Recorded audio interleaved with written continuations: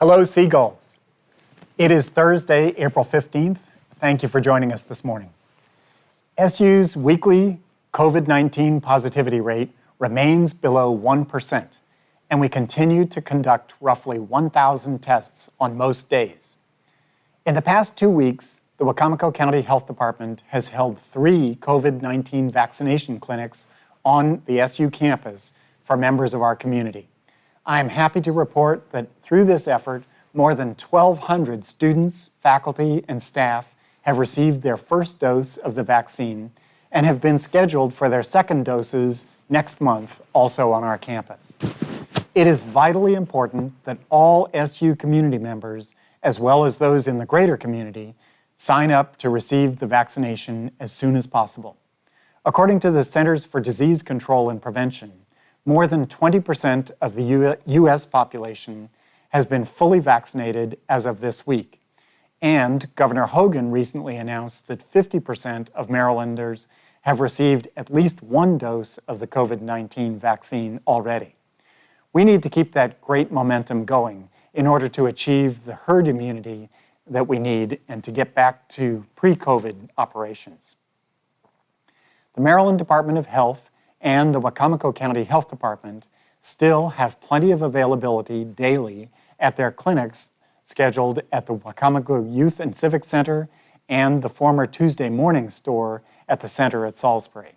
So whether you sign up or walk up, getting vaccinated is pretty easy now.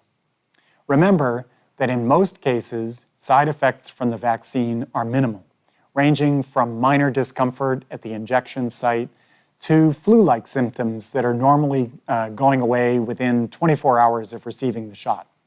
Serious side effects of the vaccine are extremely rare.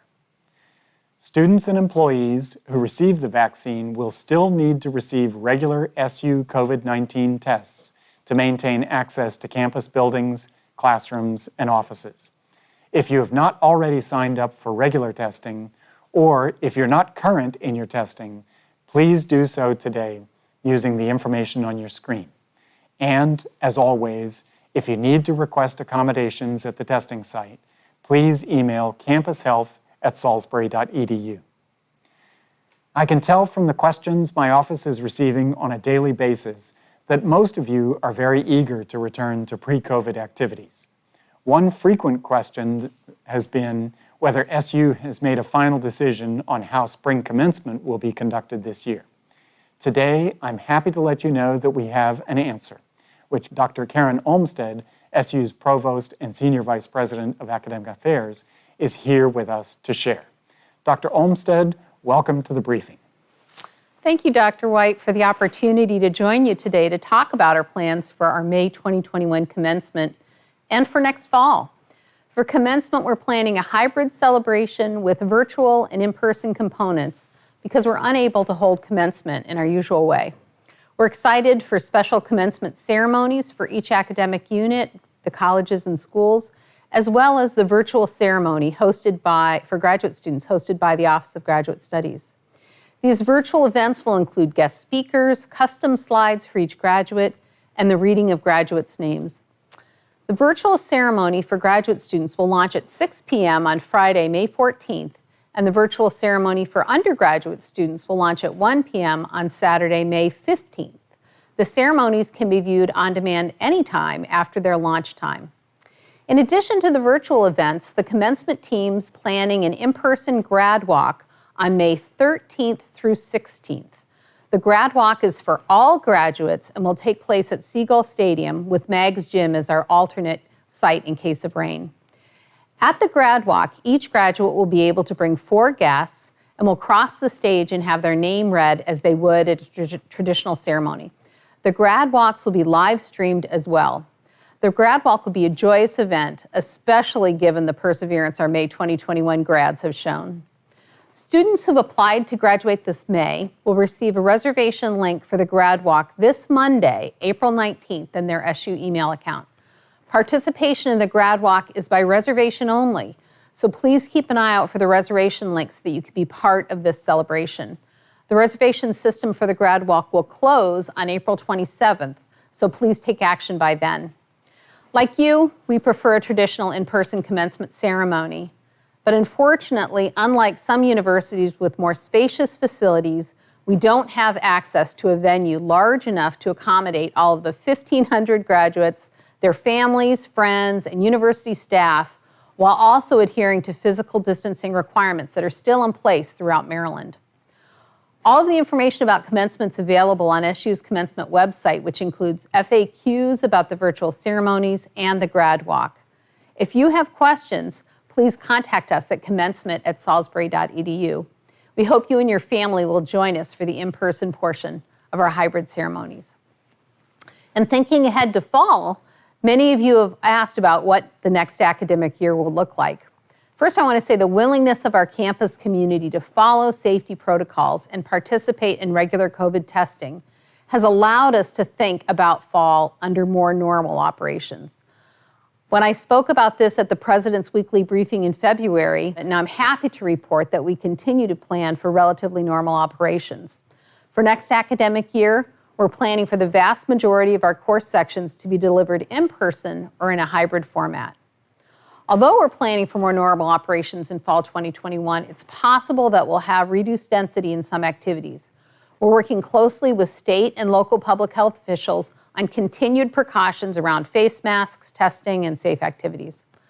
While we can't be sure of the public health situation in August, we're carefully planning for relatively normal operations in terms of instruction and are monitoring course demand for in-person and virtual sections to best meet the needs of our students.